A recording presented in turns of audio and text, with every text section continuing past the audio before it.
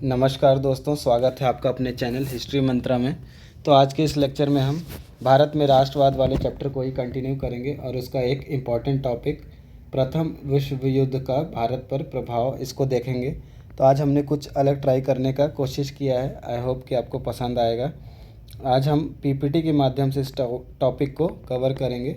तो आइए शुरू करते हैं। सबसे पहले हम देखेंगे युद्ध का परिचय। तो जैसा कि हमने पिछले लेक्चर्स में भी देखा है कि फर्स्ट वर्ल्ड वॉर के दौरान जो पूरा यूरोप है वो दो गुटों में बट गया था। पूरा यूरोप जो है वो दो गुटों में बट गया था। पहला, जिसको हम मित्र राष्ट्र के नाम से जानते हैं, इसमें ब्रिटेन, फ्रांस, रूस और अमेरिका जैसे देश शामिल थे। वहीं धुरी राष्ट्र, जिसको इंग्लिश में सेंट्रल पावर्स भी बोलते हैं, इसमें जर्मनी, ऑस्ट्रिया हंगरी और ऑटोमन तुर्क जैसे देश इसमें शामिल थे। तो फर्स्ट वर्ल्ड वॉर का जो प्रमुख कारण है कि ये हुआ क्यों था, तो यूरोपीय देशों की जो साम्राज्यवादी लिप्सा है, अपने साम्राज्य को बढ़ाने की जो एक महत्वाकांक्षा है, जो लालच है, उस वजह से पूरा यूरोप जो है वो बारूद का ढेर बन चुका था, जो कभी भी फट सकता था। तो ये फर्स्ट वर्ल्ड वॉर का कारण है, क्योंकि उस टाइम पर इंडस्ट्रियल रिवोल्यूशन हो चुका था और जिस वजह से इनको मार्केट की आवश्यकता थी अपने कच्चे माल खरीदने और उत्पादित माल को बेचने के लिए। तो इसी की तलाश में ये यूरोपीय देश अपने अपने नए नए उपनिवेश बना रहे थे और उपनिवेश बनाने की होड़ इतनी हो गई थी कि वर्ल्ड वॉर जैसी स्थिति जो है उत्पन्न हो गई थी।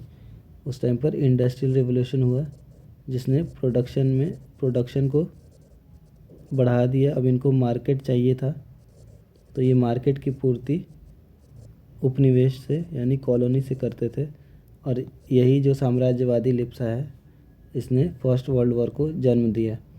तो आइए अब हम इसका प्रभाव देख लेते हैं कि फर्स्ट वर्ल्ड वॉर का क्या प्रभाव पड़ा अलग अलग क्षेत्र में। तो सबसे पहले हम देखते हैं आर्थिक प्रभाव। इसमें है रक्षा व्यय में भारी वृद्धि। पहला पॉइंट है रक्षा व्यय में भारी वृद्धि। तो युद्ध के दौरान काफ़ी भारी मात्रा में रक्षा का बजट जो है वो काफ़ी बढ़ा दिया गया।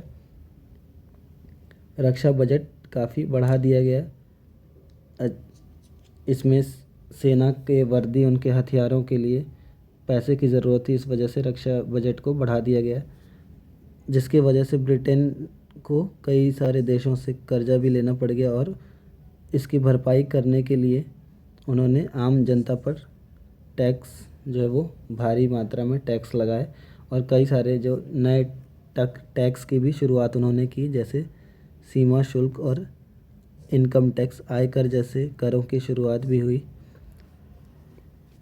तो सीमा शुल्क क्या है? सीमा नाम से ही पता चल रहा है कि बॉर्डर पर लगाया जाने वाला ये टैक्स होगा। तो जो अंतर्राष्ट्रीय सीमा होती है उसके पार वस्तुओं के, मालों के आयात या निर्यात पर लगाया जाने वाला ये कर होता है। ये एक तरीके का इनडायरेक्ट टैक्स है, यानी अप्रत्यक्ष कर। सीमा शुल्क जो है वो एक तरीके का अप्रत्यक्ष कर है, जो कि वस्तुओं के, मालों के आयात निर्यात पर लगाया जाता है अंतर्राष्ट्रीय सीमाओं के पार। तो ये अंतर्राष्ट्रीय सीमाओं पर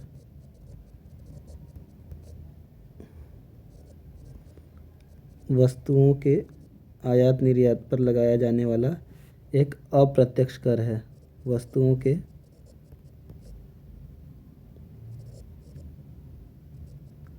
आयात निर्यात पर लगाया जाने वाला कर है। ठीक है।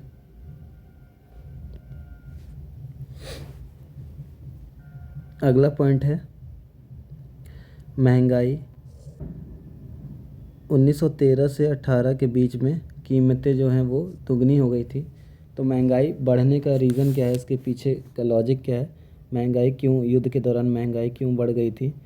तो उस टाइम पे क्या होता है, महंगाई बढ़ने के कई सारे रीज़न्स हैं। जैसे कि इसका सबसे बड़ा रीज़न है, महंगाई बढ़ने का सबसे बड़ा रीज़न है कि जो डिमांड और सप्लाई का जो संतुलन होता है वो बिगड़ जाता है। डिमांड और सप्लाई का संतुलन बिगड़ने की वजह से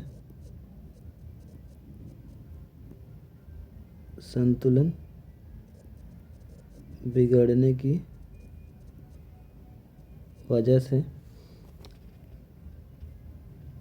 डिमांड और सप्लाई का संतुलन बिगड़ने की वजह से, इसका मतलब क्या हुआ कि युद्ध के दौरान जो फैक्ट्रियां होती हैं, जो वो लोग जो दैनिक ज़रूरतों की चीज़ें हैं लोगों की, उनका प्रोडक्शन ना करके युद्ध से जो रिलेटेड चीज़ें हैं जैसे हथियार बनाना या सैनिकों के लिए वर्दी बनाना, इन सब चीज़ों पर उनका फोकस हो जाता है इस वजह से। लेकिन लेकिन जो ज़रूरत की चीज़ें हैं, डिमांड उसकी उतनी ही रहती है लेकिन सप्लाई कम हो जाता है। इस वजह से वस्तुओं की जो कीमत है वो काफ़ी महंगी हो जाती है। दूसरा कारण है महंगाई बढ़ने का, दूसरा कारण है, इसका दूसरा कारण हो सकता है युद्ध के दौरान कई सारे जो ट्रेड रूट्स है वो बंद कर दिए जाते हैं, ट्रेड रूट्स बंद कर दिया जाते हैं। इस वजह से भी महंगाई बढ़ती है। तीसरा है इंपोर्ट एक्सपोर्ट बंद हो जाता है।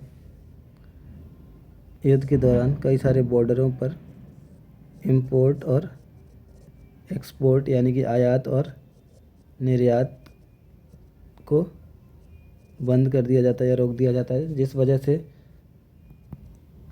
जिन वस्तुओं पर किसी खास वस्तु जो बाहर के देशों से आती है तो उनका ब्लैक मार्केटिंग शुरू हो जाता है, लोग ब्लैक में उसको बेचने लगते हैं जिससे कीमत बढ़ती है। तो ब्लैक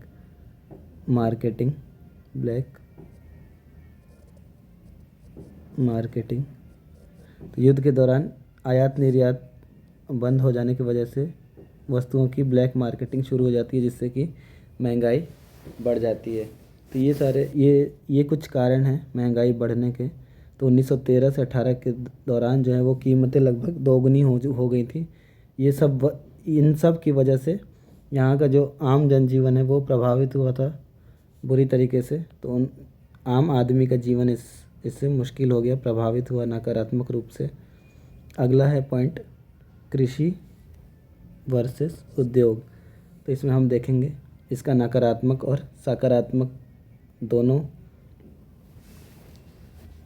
प्रभाव देखेंगे। तो आइए सबसे पहले देखते हैं नकारात्मक प्रभाव। पहला इसमें खाद्यान्न की कमी। फसलें ख़राब होने की वजह से 1918 से 21 के दौरान फसलें ख़राब होने की वजह से खाद्यान्न में कमी आई। और सेकंड है महामारी। महामारी के आने की वजह से फ्लू से लाखों की संख्या में लोग मारे गए। थर्ड है गरीबी। अनिवार्य कर यानी कि जो टैक्स आम जनता के लिए टैक्स को अनिवार्य कर दिया गया था और महंगाई की वजह से गरीबी जैसी समस्या हमें देखने को मिलती है, लोग गरीबी से जूझ रहे थे। इसका सकारात्मक प्रभाव भी कुछ पड़ा, जैसे कि युद्ध के दौरान ब्रिटेन की जो अर्थव्यवस्था थी वो संकट से घिर गई थी। युद्ध के दौरान जो ब्रिटेन की अर्थव्यवस्था है वो संकट से गिर गई थी। उनके आयात में कमी आई थी जिससे कि विदेशी माल आना बंद हो गया था। तो युद्ध के दौरान ब्रिटेन का जो अर्थव्यवस्था है वो संकट से घिर गया था। ब्रिटेन का अर्थव्यवस्था संकट से घिर गया।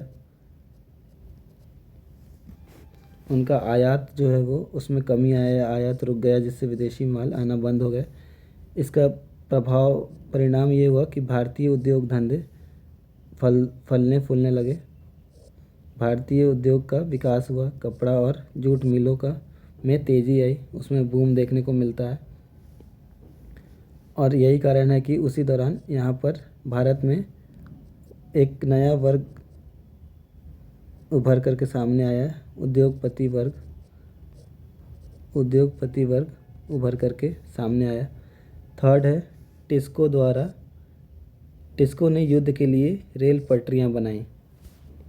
तो ये सारे कुछ युद्ध के सकारात्मक प्रभाव भी थे भारत में, जैसे कि आयात में कमी आने की वजह से भारत का उद्योग धंधा जो है वो फला फूला, और एक नया वर्ग उभर करके हमें सामने आता है, उद्योगपति वर्ग। तीसरा है रेलवे का विकास। टिस्को ने युद्ध के लिए रेल पटरियां बनाई, जिसका बाद में राष्ट्रवाद की भावना को फैलाने में भी इसका काफ़ी योगदान रहा है कि रेल पटरियों के बीच जाने से क्या हुआ, दूरियां कम हुई और लोगों का विचारों का आदान प्रदान करना आसान हुआ। अगला पॉइंट है सैनिक भर्ती और सामाजिक प्रभाव।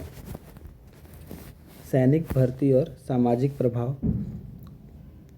तो जबरन भर्ती इसमें एक मुद्दा था कि यहाँ के लोगों को ज़बरदस्ती सेना में भर्ती कर दिया गया था, जबरन भर्ती, जिसका परिणाम क्या हुआ, ग्रामीण इलाकों में व्यापक गुस्सा था, ब्रिटेन की सरकार के प्रति नाराज़गी थी, गुस्सा था जबरन भर्ती की वजह से। और करीब लगभग 13 लाख सैनिक जो है वो उस दौरान विदेश गए थे सेना के रूप में। लगभग 13 लाख भारतीय जो है वो, उसमें किसान मजदूर वर्ग के लोग ज़्यादातर शामिल थे, वो लोग सैनिक के रूप में 13 लाख की संख्या में विदेश गए। विदेश जाने से क्या हुआ, उन्होंने वहाँ पर, वो जो सैनिक थे उन्होंने वहाँ विदेश में स्वतंत्रता और लोकतंत्र जैसी व्यवस्था देखी, और उन्होंने भारत वापस आकर औपनिवेशिक शासन का विरोध किया, उनके खिलाफ आंदोलन करने लगे।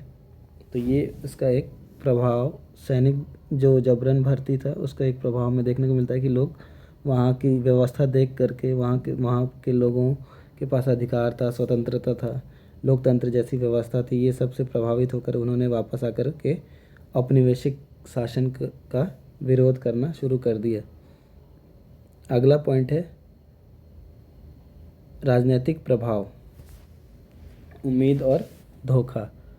राजनीतिक प्रभाव, उम्मीद और धोखा। तो उम्मीद क्या थी, इनको उम्मीद थी कि इनको युद्ध के बाद स्वराज्य मिल जाएगा, और इनके साथ धोखा क्या हुआ, इन्होंने स्वराज ना दे करके शासन व्यवस्था में कुछ सुधारात्मक कार्य किए, इसको हम मॉन्टेस्क्यू चेम्सफोर्ड सुधार के नाम से जानते हैं।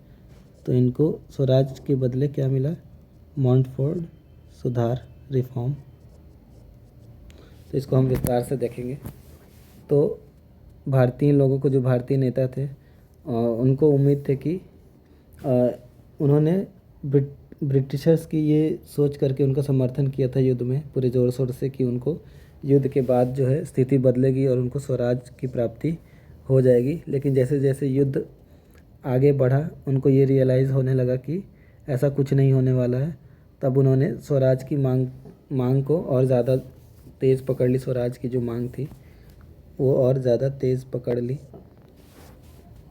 तो इसको मद्देनज़र रखते हुए अंग्रेज़ों ने कुछ सुधार शासन व्यवस्था में कुछ सुधार करने का सोचा, और उन्होंने 1919 में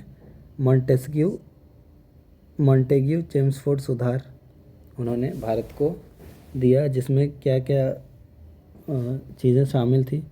तो मॉन्टेग्यू चेम्सफोर्ड सुधार में सबसे पहले हम देखेंगे कि इसमें जो मॉन्टेग्यू चेम्सफोर्ड सुधार में सबसे पहला प्रांतीय विधायी परिषद का आकार बढ़ा दिया गया। प्रांतीय विधायी परिषद का आकार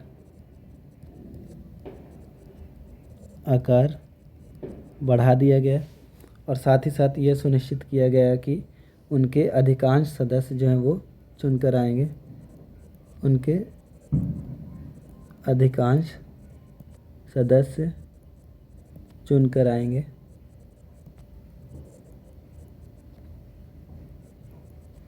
ये सुनिश्चित किया गया। दूसरा है कि केंद्र के दोनों सदनों में सदस्यों की संख्या बढ़ाई गई। केंद्र के दोनों सदनों में सदस्यों की संख्या बढ़ाई गई। सदस्यों की संख्या बढ़ाई गई। केंद्र के दो सदन कौन कौन से हैं? उच्च सदन और निम्न सदन, जिसको हम निम्न सदन को हम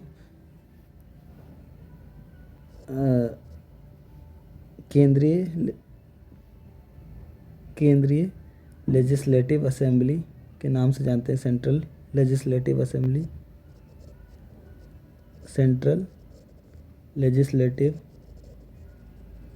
असेंबली। वहीं दूसरा हाउस है, पहला हो गया सेंट्रल लेजिस्लेटिव असेंबली, जिसको हम निम्न सदन के नाम से जानते हैं, और दूसरा है उच्च सदन, जिसको काउंसिल ऑफ स्टेट्स बोला जाता है। काउंसिल ऑफ स्टेट्स, जिसको उच्च सदन के नाम से भी जाना जाता है। तो इनके सदस्यों की संख्या बढ़ाई गई और प्रांतीय विधायी परिषद का आकार बढ़ाया गया, जिसमें ज़्यादातर सदस्य जो है वो चुनकर आएंगे, ऐसा सुनिश्चित किया गया। अगला है रॉलेट एक्ट। तो रॉलेट एक्ट के बारे में हम देखेंगे। रॉलेट एक्ट जो है कानून, ये एक्चुअली जो कानून है वो चेम्सफोर्ड ने सिडनी रॉलेट की अध्यक्षता में एक समिति बनाई थी, और उसी समिति के अनुशंसा पर 21 मार्च 1919 को क्रांतिकारी और अराजकता अधिनियम पारित किया गया, जिसमें एक विशेष न्यायालय का गठन किया गया, जिसके निर्णय के विरुद्ध कोई अपील नहीं कर सकता था, और इसमें बिना वारंट गिरफ्तारी शामिल थी, जिसको काला कानून के नाम से भी जाना जाता है। और इस कानून को हम न अपील, न वकील, न दलील के नाम से भी जानते हैं, जिसका उद्देश्य था राजनीतिक गतिविधियों को चलना। तो जो क्रांतिकारी गतिविधियां उस टाइम पर पनप रही थी तेज़ी से, उनको रोकने के उद्देश्य से ये एक्ट, कानून लाया गया था, रॉलेट एक्ट, जिसमें क्या प्रावधान था? बिना मुकदमे 2 साल तक जेल, ये उसमें प्रावधान था। तो रॉलेट एक्ट को आइए देख लेते एक बार।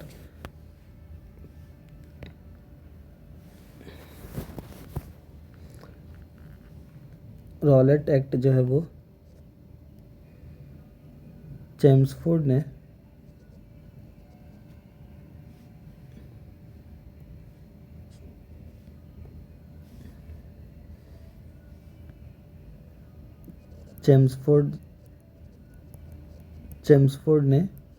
सर सिडनी की अध्यक्षता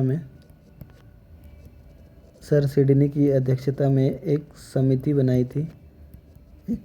बनाई, और इस समिति की अनुशंसा पर एक अधिनियम बनाया गया, जिसको क्रांतिकारी और अराजकता अधिनियम कहा जाता है।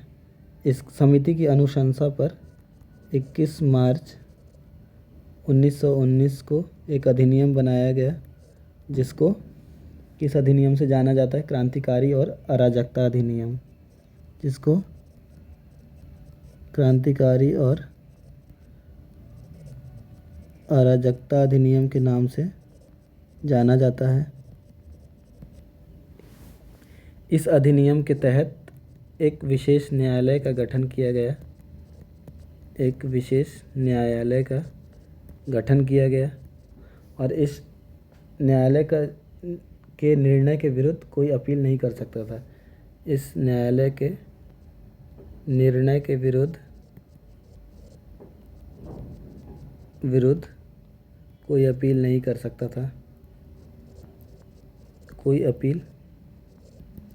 सकता था। इसमें बिना वारंट गिरफ्तारी शामिल थी। इस एक्ट में बिना वारंट के गिरफ्तारी शामिल थी, है ना। और तो ये सारे जो कानून थे, इसके विरोध में गांधी जी ने सत्याग्रह सभा का गठन किया।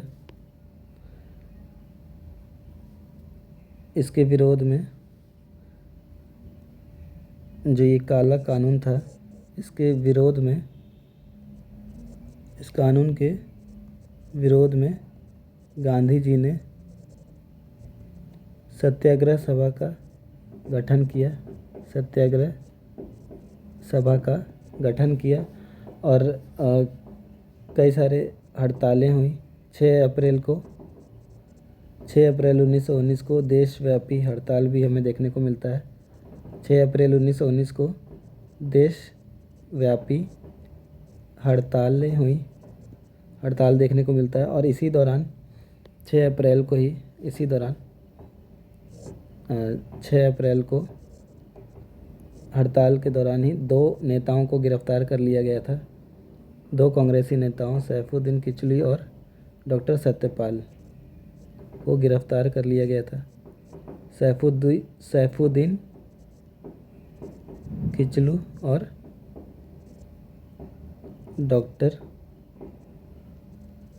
सत्यपाल, इनको गिरफ्तार कर लिया गया था 6 अप्रैल को। इनकी गिरफ्तारी के विरोध में एक सभा बुलाई गई थी। इनकी गिरफ्तारी के विरोध में एक सभा बुलाई गई थी।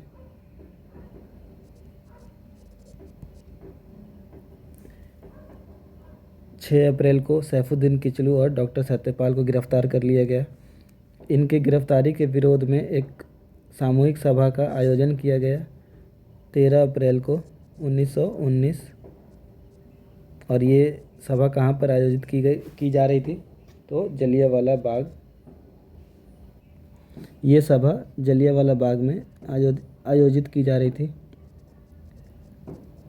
जलियांवाला बाग अमृतसर पंजाब में आयोजित की जा रही थी। और इस सभा के दौरान ही वहाँ के जो डिस्ट्रिक्ट मजिस्ट्रेट थे माइकल ओ डायर, उन्होंने इस भीड़ पर, निहत्थी भीड़ पर गोली चलाने का आदेश दे दिया, जिसमें हज़ारों लोग मारे गए, लगभग हज़ारों लोग मारे गए इसमें। तो वहाँ के जो डिस्ट्रिक्ट मजिस्ट्रेट थे माइकल ओ डायर, इन्होंने इस निहत्थी भीड़ पर गोली चलाने का आदेश दे दिया गया।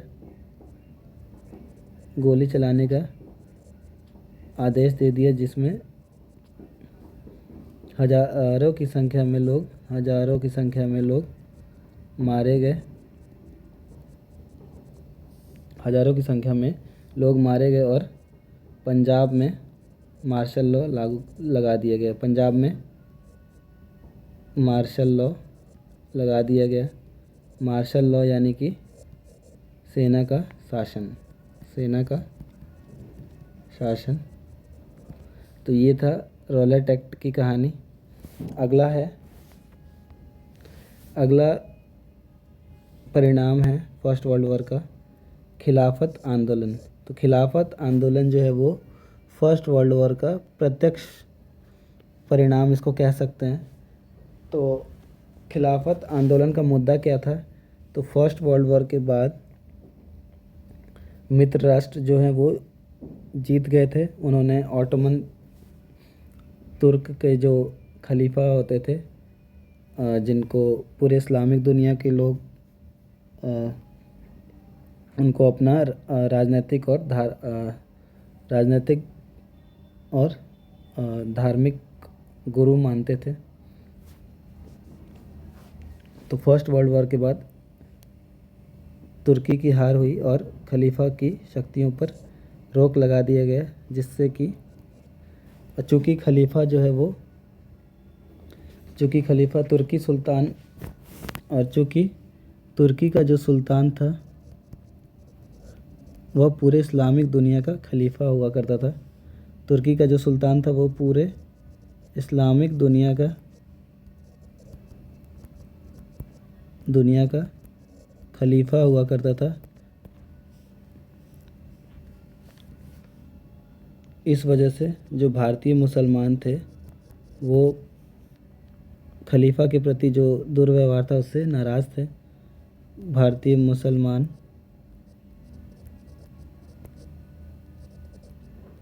खलीफा के प्रति भारतीय मुसलमान जो थे वो खलीफा के प्रति हो रहे दुर्व्यवहार से नाराज़ थे। भारतीय मुसलमान खलीफा के प्रति हो रहे दुर्व्यवहार से नाराज़ थे और वो अंग्रेज़ों को खलीफा के प्रति जो उनकी नीति थी उसको बदलने के लिए आंदोलन उन्होंने शुरू किया, जिसको खिलाफत आंदोलन के नाम से जाना जाता है। तो खिलाफत आंदोलन के प्रमुख नेता कौन थे? अली बंधु, इसमें शौकत अली और मोहम्मद अली इसके प्रमुख नेता थे। और इसका कारण जैसे हम देख ही चुके, फर्स्ट वर्ल्ड वॉर के बाद तुर्की की हार और खलीफा की शक्तियों पर रोक, जिससे भारतीय मुसलमानों में नाराज़गी और वो दोबारा से आंदोलन कर रहे थे। उनकी ब्रिटेन को अपनी नीति खलीफा के प्रति जो उनकी नीति थी, दुर्व्यवहार था, उसको बदलने के लिए आंदोलन कर रहे थे। इसको हम खिलाफत आंदोलन के नाम से जानते हैं। और इस मुद्दा को गांधी जी ने हिंदू मुस्लिम एकता के अवसर के रूप में देखा और खिलाफत आंदोलन को असहयोग आंदोलन के साथ मिला करके राष्ट्रीय आंदोलन को आगे बढ़ाने का काम किया। अगला प्रभाव है राष्ट्रवाद का उदय। तो 1916 में होम रूल लीग या होम रूल आंदोलन की स्थापना होती है बाल गंगाधर तिलक और एनी बेसेंट के द्वारा। इन्होंने स्वशासन की मांग की। स्वशासन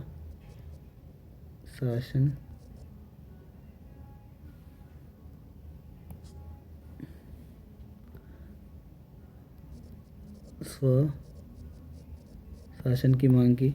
वहीं 1916 में लखनऊ समझौता हो चुका था, जिसमें कांग्रेस और मुस्लिम लीग के बीच में ये समझौता हुआ था कि राष्ट्रीय आंदोलन को दोनों साझा रूप से साथ मिल कर के चलाएंगे।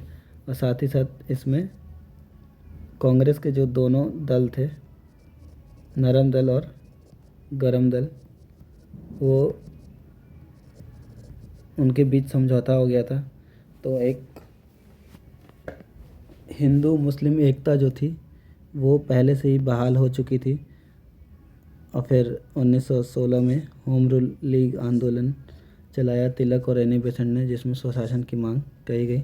1917 में गांधी जी द्वारा चंपारण सत्याग्रह चलाया गया और 1919 में जलियांवाला बाग हत्याकांड।